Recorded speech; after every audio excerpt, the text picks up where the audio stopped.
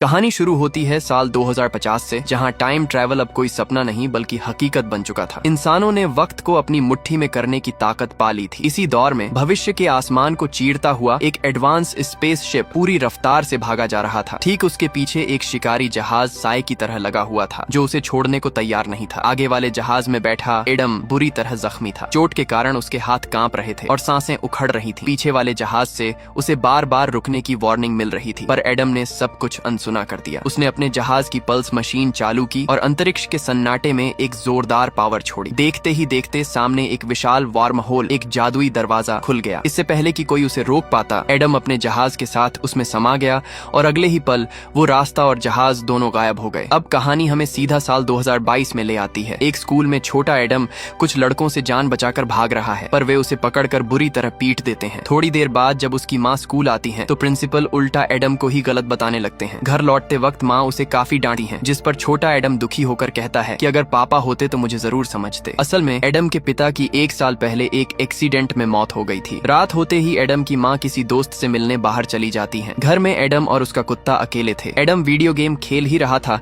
कि अचानक बिजली गुल हो गई। वह टॉर्च लेकर अपने कुत्ते के साथ घर के पीछे वाले हिस्से में जाता है, जहाँ घना जंगल और गहरा अंधेरा था। ऐसा लग रहा था मानो झाड़ियों के पीछे कोई छिपा है। कुत्ता भी किसी खतरे को भांपकर जोर जोर से भौंकने लगा है और अंधेरे की ओर भाग जाता है। एडम भी डरते डरते उसके पीछे गया। वहाँ का नजारा देख एडम के होश उड़ गए। ऊपर से जली हुई राख गिर रही थी और आसपास के सारे पेड़ कोयला बन चुके थे। ऐसा लग रहा था जैसे कोई उल्का पिंड गिरा हो, पर वहाँ कुछ भी नहीं था। तभी उसे किसी के कदमों की आहट सुनाई दी और वह घबराकर वापस घर की ओर भागा। वह गैराज के पास पहुंचकर चैन की सांस ले ही रहा था कि अंदर से कुछ गिरने की आवाज आई। हिम्मत जुटाकर जब एडम ने लाइट जलाई तो सामने एक जख्मी आदमी बैठा था। हकीकत में यह वही भविष्य वाला एडम था जो फिल्म की शुरुआत में गायब हुआ था। छोटा एडम उसे पहचान नहीं पाता और पूछता है, तुम कौन हो और मेरे पापा के गैराज में क्या कर रहे हो? बड़ा एडम कुछ सामान लेने के लिए अंदर चला जाता है। छोटे एडम के बार बार पूछने पर जब बड़ा एडम उसे उसके नाम से पुकारता है तो छोटा एडम सन्न रह जाता है। वह हैरान था कि इस अजनबी को उसका नाम, उसके कुत्ते का नाम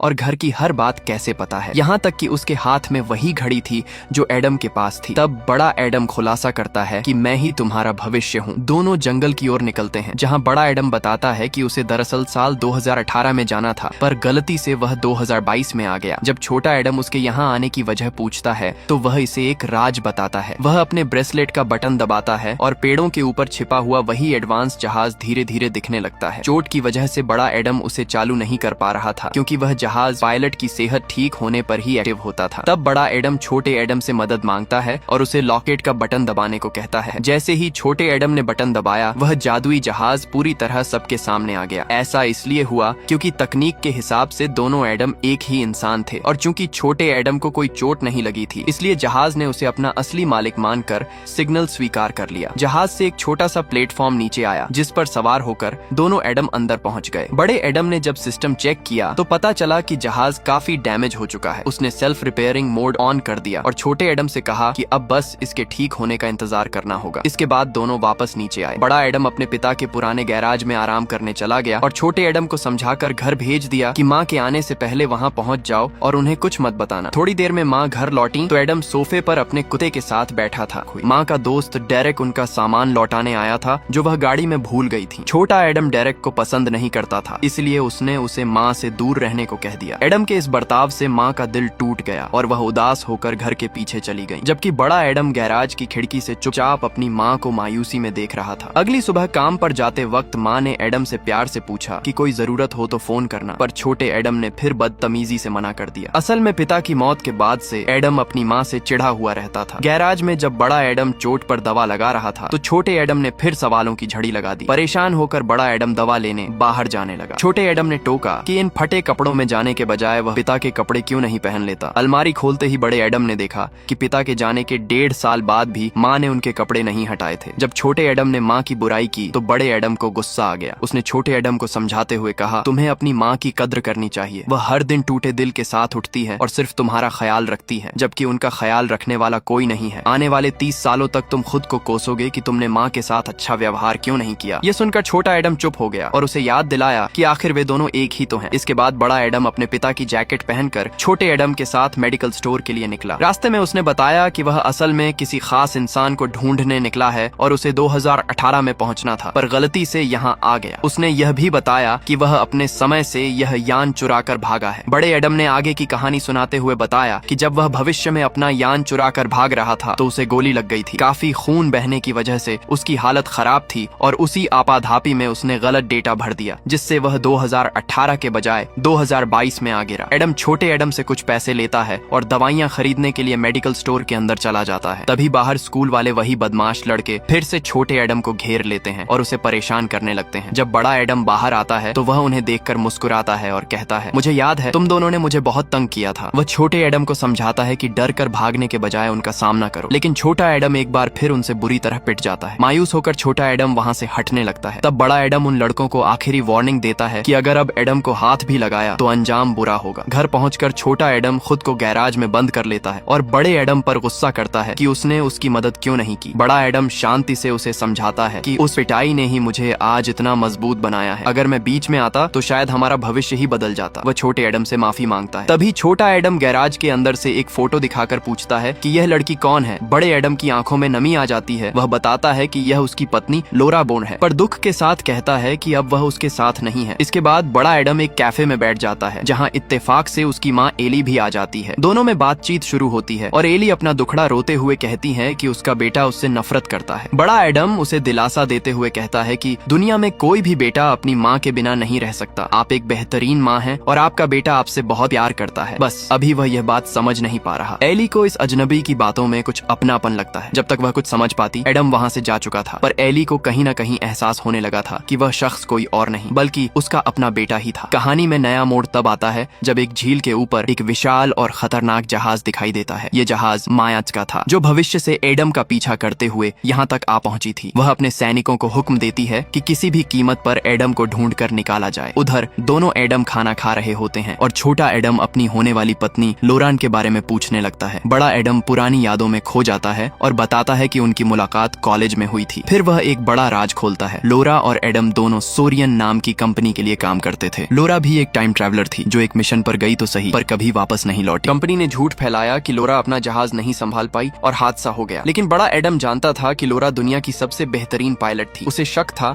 कि दाल में कुछ काला है, इसीलिए वह 2018 में जाना चाहता था, क्योंकि लोरा आखिरी बार उसी समय में देखी गई थी। बातों बातों में पता चलता है कि सोरियन कंपनी की मालकिन माया मेई असल में एडम के पिता की पुरानी दोस्त थी। पिता ने ही टाइम ट्रैवल का आविष्कार किया था, जिसे माया ने चालाकी से अपने कब्जे में ले लिया। बड़ा एडम कहता है कि जैसे ही उसका जख्म ठीक होगा वह 2018 में जाकर माया का खेल खत्म कर देगा। तभी एडम के कुत्ते को घर के बाहर किसी खतरे का एहसास होता है। बड़ा एडम तुरंत समझ जाता है और छोटे एडम को बैग उठाने को कहता है। अगले ही पल माया के सैनिक हमला कर देते हैं और एडम को चारों तरफ से घेर लेते हैं। बड़ा एडम हार मानने के बजाय अपना हाईटेक हथियार जमीन पर मारता है, जिससे एक जोरदार झटका निकलता है और सारे दुश्मन दूर जा गिरते हैं। तभी आसमान में माया का विशाल जहाज प्रकट होता है। माया उसे वापस चलने को कहती है और सफाई देती है कि उसने लोरा को नहीं मारा, पर एडम उसकी बातों पर यकीन नहीं करता। जब सैनिक एडम को जबरदस्ती ले जाने लगते हैं तभी जंगल की तरफ से माया के जहाज पर ताबड़तोड़ हमला होता है। सब हैरान रह जाते हैं। सामने लोरा खड़ी थी, वह सही सलामत थी। लोरा और दोनों एडम मिलकर सैनिकों का सफाया कर देते हैं और एक कार में बैठकर वहां से भाग निकलते हैं। छोटा एडम कहता है कि अब कोई पीछे नहीं है, तो लोरा ऊपर की ओर इशारा करती है। माया का जहाज अभी भी उनके सिर पर मंडरा रहा था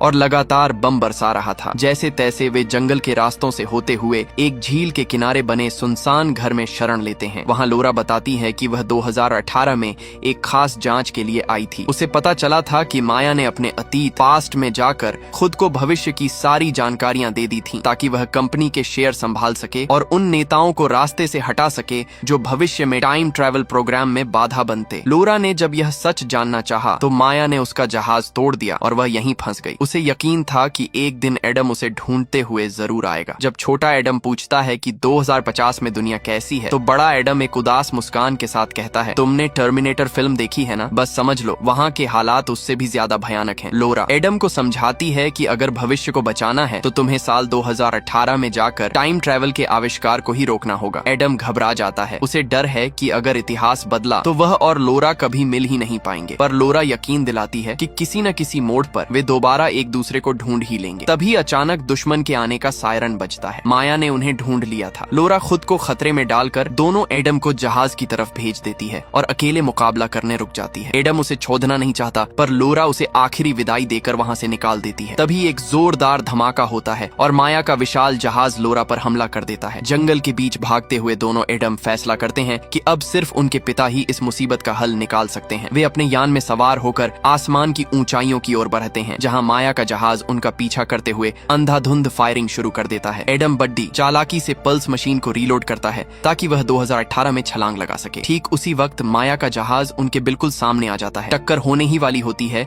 कि वार्महोल खुलता है और एडम का जहाज सुरक्षित तरीके से उसमें समा जाता है। अब सीन बदलता है और हम पहुंचते हैं साल 2018 में। एडम के पिता रीड यूनिवर्सिटी में लेक्चर दे रहे थे। अपने पिता को जिंदा देखकर दोनों एडम भावुक हो जाते हैं। लेक्चर खत्म होते ही रीड की नजर भिड्स में बैठे एडम पर पड़ जाती है और वे तुरंत पहचान जाते हैं कि यह उनका बेटा ही है। छोटा एडम दौड़ धचकर पिता के गले लग जाता है। रीड हैरान होकर पूछते हैं कि क्या वाकई टाइम ट्रैवल मुमकिन हो गया है, पर साथ ही वे चेतावनी भी देते हैं कि दो अलग अलग समय के लोगों का यहाँ होना टाइमलाइन के लिए बहुत बड़ा खतरा है। वे उन्हें तुरंत वापस जाने को कहते हैं कि आपकी पार्टनर माया ने तो पहले ही वक्त के सारे कायदे तोड़ दिए हैं। अब कहानी में एक खुलासा होता है। रीड यह जानकर दंग रह जाते हैं कि टाइम ट्रैवल का असली आविष्कार उन्होंने ही किया था। एडम अपने पिता को समझाता है, डैड आपको यह तकनीक कभी नहीं बनानी चाहिए थी। लेकिन रीड एक भारी मन के साथ जवाब देते हैं, अब बहुत देर हो चुकी है बेटा, मैं इस मशीन का पूरा नक्शा ब्लूप्रिंट माया को पहले ही सौंप चुका हूँ। यह सुनकर एडम टूट जाता है और मायूसी में वहाँ से बाहर निकल जाता है। रीड भी छोटे एडम को विदा कर अपने घर की तरफ बढ़ने लगते हैं। तभी छोटा एडम उन्हें रोक लेता है। उसकी आवाज कांप रही थी। वह अपने पिता को उस कार एक्सीडेंट के बारे में बताना चाहता था जिसमें उनकी जान जाने वाली थी, पर रीड उसे बीच में ही टोक देते हैं और कहते हैं, नहीं बेटा, मुझे भविष्य की कोई भी बात मत बताओ। अगर मैंने कुछ जान लिया तो पूरी दुनिया का संतुलन बिगड़ सकता है। इतना कहकर वे वहाँ से चले जाते हैं और छोटा एडम अपने पिता को बचाने का आखिरी मौका भी खो देता है। दूसरी तरफ सोरियन कंपनी की ऊंची बिल्डिंग में साल 2018 वाली युवा माया फोन पर किसी से बहस कर रही थी। तभी अचानक भविष्य 2050 से आई माया वहाँ पहुँच जाती है। युवा माया उस हुए कहती है, तुमने मुझसे जिन कंपनियों के शेयर खरीदवाए वे पर्यावरण के लिए जहर हैं। तुम आखिर चाहती क्या हो? भविष्य की माया भी बेरहमी से जवाब देती है, वो एडम जो आज सिर्फ एक बच्चा है, आगे चलकर तुम्हारे लिए बड़ी मुसीबत बनेगा। ये टाइम ट्रैवल हमारा है और हम इसे किसी सरकार के हाथ में नहीं जाने देंगे। मैंने वक्त की चाल को अपनी मर्जी से बदल दिया है और अब आने वाले समय पर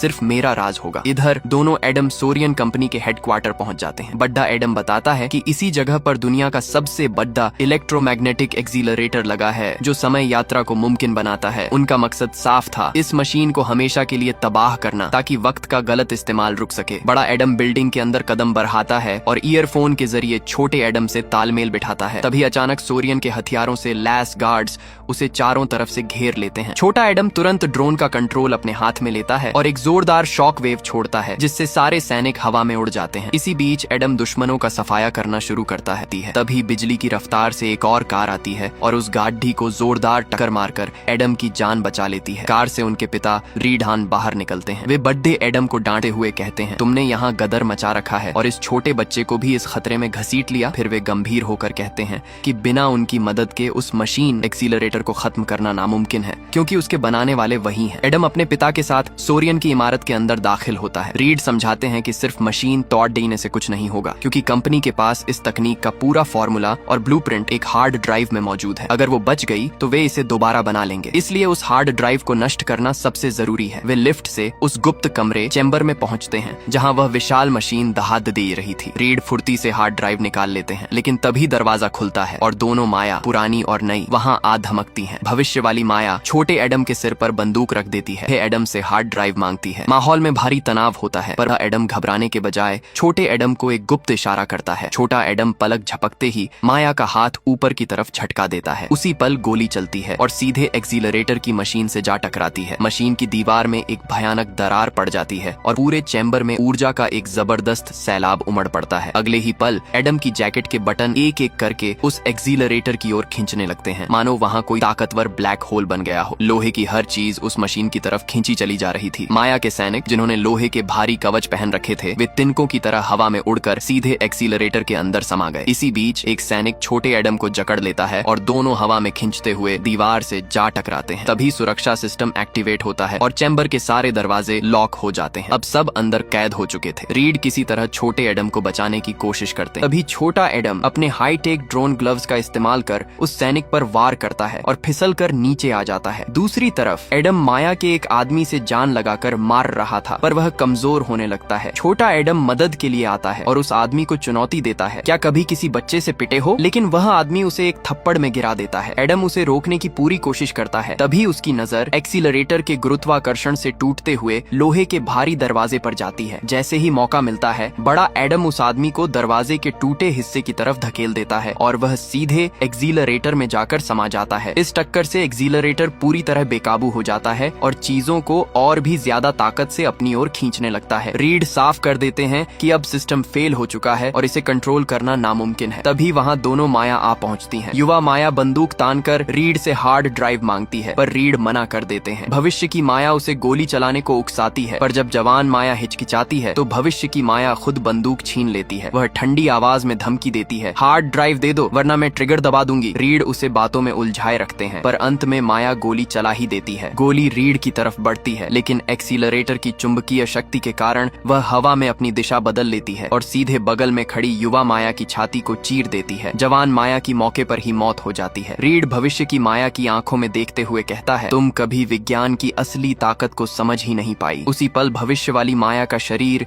धीरे धीरे हवा में धुआं होने लगता है क्योंकि जब उसका अतीत जवान माया ही खत्म हो गया तो उसका वजूद भी मिटना तय था। रीड समझाता है कि गोली लोहे की थी इसलिए जैसे ही ट्रिगर दबा एक्सीलरेटर के चुंबकीय खिंचाव ने उसकी दिशा बदलकर उसे जवान माया की तरफ मोड़ दिया। तभी पूरा चेंबर थरथराने लगता है। मशीन अब बेकाबू होकर सब कुछ निगलने पर उतारू थी। तीनों अपनी जान बचाकर वहां से भागते हैं और ठीक दरवाजा बंद होने से पहले छलांग लगाकर बाहर निकल आते हैं। रास्ते में रीड हैरान होकर कहता है, मुझे लगा था कि मशीन रुकते ही तुम दोनों अपने अपने समय में वापस चले जाओगे पर तुम अब भी यहीं हो। दोनों एडम बताते हैं कि उन्हें महसूस हो रहा है कि उनका समय अब खत्म होने वाला है और वे जल्द ही गायब हो जाएंगे। तीनों घर पहुंचते हैं। दोनों एडम अपने पिता को आखिरी बार कुछ बताना चाहते हैं पर रीड उन्हें शांत कर देते हैं। वे कहते हैं, बेटा मुझे पता है तुम क्या कहना चाहते हो। मुझे मालूम है कि मैं भविष्य में तुम्हारे साथ नहीं रहूंगा। मेरी मौत कब और कैसे होगी यह मुझे मत बताओ क्योंकि यह हमारी किस्मत है और इसे बदला नहीं जा सकता। फिर वे बड़े एडम की आंखों में देखकर गर्व से कहते हैं, मुझे तुम पर नाज है बेटा। ये सुनकर दोनों एडम की आंखें भर आती हैं। छोटा एडम रोते हुए कहता है, डैड मैं आपके बिना नहीं जी पाऊंगा। रीड उसे प्यार से गले लगाते हैं और कहते हैं, तुम बिल्कुल रह सकते हो। एडम को देखो, ये मेरे बिना ही इतना बहादुर और मजबूत बना है। इन आखिरी भावुक पलों में तीनों एक दूसरे के गले लगते हैं। छोटा एडम पूछता है, डैड क्या जाने से पहले हम कुछ नहीं कर सकते? रीड मुस्कुराते हैं और कहते हैं, क्यों नहीं, बिल्कुल कर सकते हैं। और फिर वे तीनों घर के पीछे जाते हैं और पुरानी यादों को ताजा करते हुए आखिरी बार बॉल कैच खेलने लगते हैं। एडम ने छोटे एडम की आंखों में देखते हुए कहा, जब तुम अपने वक्त में वापस जाओ तो मेरी तरफ से मॉम को एक बार जी भरकर गले लगा लेना। तीनों के चेहरों पर एक सुकून भरी मुस्कान थी। हालांकि वे जानते थे कि जैसे ही वे अपने अपने द्वार में लौटेंगे टाइम ट्रैवल की ये सारी यादें उनके दिमाग से मिट जाएंगी। यह आखिरी पल था जब वे तीनों एक साथ थे। तभी एडम ने बॉल रीड की तरफ फेंकी। रीड उसे उठाने के लिए पीछे मुड़े और जैसे ही वे वापस पलटे वहाँ कोई नहीं था। दोनों एडम अपने अपने समय में वापस जा चुके थे। पीछे रह गई थी तो बस एक गहरी खामोशी। रीड ने मायूस नजरों से चारों ओर देखा पर उनके दिल में एक तसल्ली थी कि वे अंत में अपने बच्चों से मिल सके और उन्हें देख सके। कहानी अब वापस साल 2022 में आती है। छोटा एडम स्कूल जाने के लिए तैयार होकर घर से निकल रहा होता है। तभी उसे एडम की कही हुई वो धुंधली सी बात याद आती है, मॉम को दिल से गले लगाना। एडम अपनी माँ के पास जाता है और पहली बार पुरानी सारी बातें भूलकर उन्हें कस कर गले लगा लेता है। उधर साल 2050 में